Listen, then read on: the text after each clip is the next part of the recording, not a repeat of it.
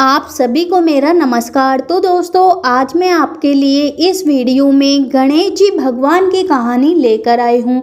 तो प्रेम से बोलिए गणेश जी भगवान की जय हो। दोस्तों, एक समय की बात है। किसी नगर में एक राजा रहता था। उसकी दो रानियां थी। बड़ी रानी बहुत ही गुस्सैल स्वभाव और कुटिल थी। बड़ी रानी के दो पुत्र थे, परंतु छोटी रानी इसके विपरीत बहुत ही नम्र स्वभाव की थी। सबका आदर सत्कार करने वाली थी, परंतु उसके कोई संतान नहीं थी। छोटी रानी गणेश जी महाराज की परम भक्त थी और हमेशा गणेश जी महाराज की भक्ति में ही लीन रहती थी। बड़ी रानी को राजा का छोटी रानी के पास जाना बिल्कुल भी पसंद नहीं था, इसलिए वह राजा को किसी न किसी तरीके से अपने पास ही रोके रखती थी। एक बार राजा अपने नगर से दूसरे नगर जा रहे थे, तो राजा ने बड़ी रानी से पूछा कि आपको दूसरे शहर से कुछ सामान मंगवाना है। तो बड़ी रानी ने कहा कि मुझे कपड़े, गहने, बच्चों के लिए खिलौने और बहुत सी वस्तुएं उन्हें बता दी। फिर राजा ने छोटी रानी से पूछा कि आपको शहर से क्या चाहिए। तो रानी ने कहा कि मुझे तो कुछ भी नहीं चाहिए। जब मंत्री को इस बात का पता चला, तो मंत्री ने राजा से कहा, छोटी रानी अपने लिए कभी कुछ भी नहीं मांगती, तो क्यों ना हम उनके लिए गणेश जी महाराज की एक प्रतिमा ले आए। राजा यह सुनकर खुश हो गए। अब राजा शहर के लिए रवाना हो गए और वहां से वापस आने से पहले बड़ी रानी का बताया हुआ सारा सामान खरीद लाए। रास्ते में वापस आते हुए उन्होंने मंत्री से कहा कि वह छोटी रानी के लिए प्रतिमा लाना ही तो भूल गए। तभी उन्होंने थोड़ा आगे चलते हुए देखा कि एक आदमी सड़क के किनारे सभी देवी देवताओं की मूर्ति बेच रहा है। मंत्री ने छोटी रानी के लिए एक सुंदर सी गणेश जी की प्रतिमा ले ली। महल में पहुंचकर राजा ने बड़ी रानी को उनकी मंगाई सारी चीजें दे दी। फिर राजा ने छोटी रानी को भी गणेश जी महाराज की मूर्ति दे दी। गणेश जी महाराज की उस सुंदर सी मूर्ति को देखकर छोटी रानी बहुत प्रसन्न हुई और उन्होंने उसे पूजा के स्थान पर स्थापित कर दिया। उस प्रतिमा के महल में आते ही राजा को शुभ समाचार मिलने लगे। राजा के पड़ोसी राज्य से चल रही बहुत समय की लड़ाई में राजा की जीत हुई।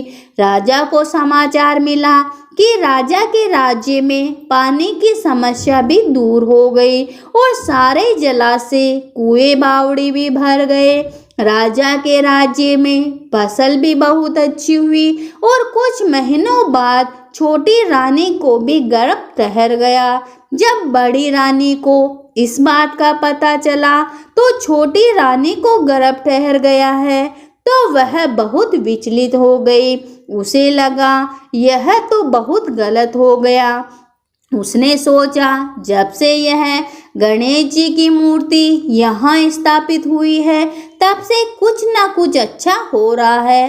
तब बड़ी रानी ने अपनी दासियों से गणेश जी की उस मूर्ति को चुराने को कहा और बड़ी रानी ने उस प्रतिमा को महल के कुएं में डाल दिया। फिर रातों रात ही उस जगह एक बहुत ही सुंदर और बड़ा पेड़ हो गया। उस पेड़ पर सिर्फ एक ही सोने का फूल लगा था। सुबह उठकर जब सबने उस पेड़ को और उस सोने के फूल को देखा, तो सब हैरान हो गए। सब उस फूल को लेना चाह रहे थे, पर वह फूल किसी के भी हाथ नहीं आ रहा था। बड़ी रानी भी वहां आई, राजा भी आए।